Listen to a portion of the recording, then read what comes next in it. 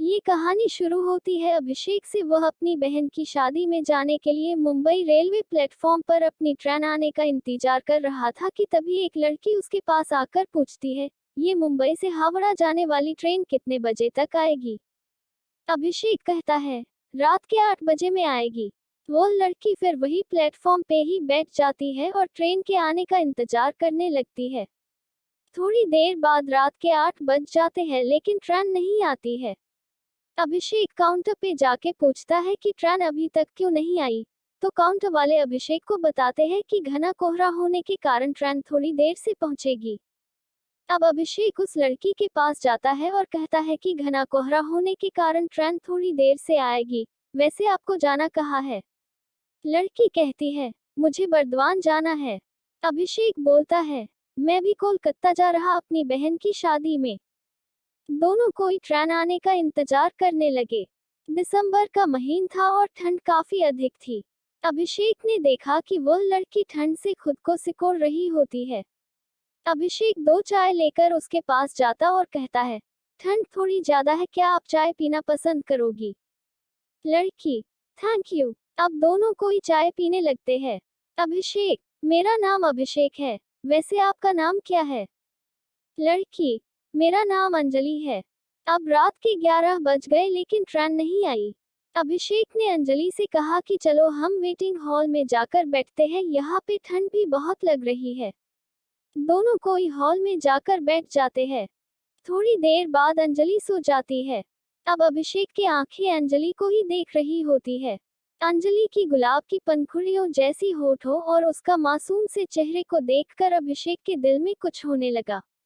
अभिषेक ने खुद को संभाला और अंजलि की तरफ से अपनी नजरें हटा ली। रात के 2 बजे ट्रेन प्लेटफॉर्म पे आती है। अभिषेक तुरंत जाकर अंजलि को उठाता है और फिर दोनों कोई ट्रेन में जाकर बैठ जाते हैं। अंजलि अभिषेक से पूछती है, आप मुंबई में क्या करते हो? अभिषेक, मैं एक कंपनी में सेल्समैन की जॉब करता हूँ, और आप क्या करते हो? अंजलि, मैं अभी मुंबई से होटल मैनेजमेंट की पढ़ाई कर रही हूँ।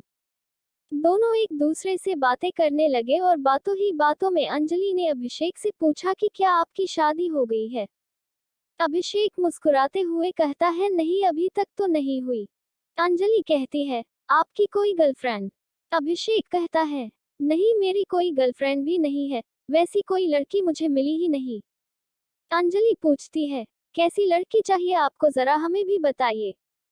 अभिषेक कहता है, बिल्कुल आपकी जैसी। अंजलि कहती है, मेरी जैसी ही क्यों?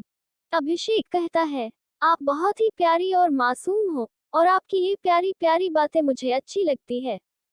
अंजलि कहती है, अच्छा जी ये बात है, तो चलिए अब हम आपके लिए कोई मासूम ही लड़की ढूंढती हूँ।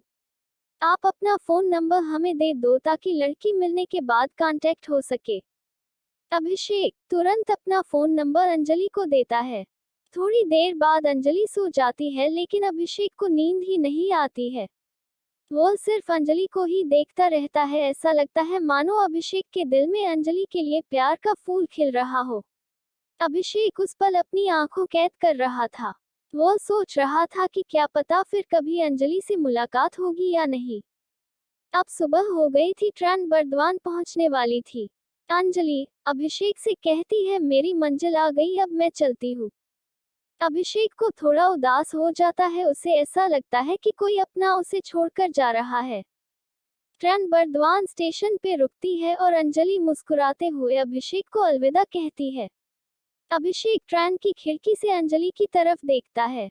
अंजलि भी अभिषेक को आखिरी बार पीछे मुड़कर देखती है, उसके दिल में भी अभिषेक के लिए कुछ फीलिंग्स थी। ट्रेन अब स्टेशन से चल पड़ती है लेकिन अभिषेक अभी भी अंजलि को ही याद कर रहा था। कुछ समय बाद अभिषेक के फोन पे एक मैसेज आता है जिसमें लिखा था, तुम्हारे लिए लड़की मिल गई, उसका नाम अंजलि है और ये उसका फोन नंबर है। अभिषेक ने तुरंत उस नंबर पे कॉल किया और अंजलि ने कॉल रिसीव किया। अंजलि कहती है, तो लड़की कैसी लगी आपको? अभिषेक कहता है, बहुत अच्छी लगी। अंजलि कहती है, तो शादी करना चाहोगे? अभिषेक कहता है, जी बिल्कुल करना चाहूंगा। अंजलि कहती है, तो आ जाइए बर्दवान।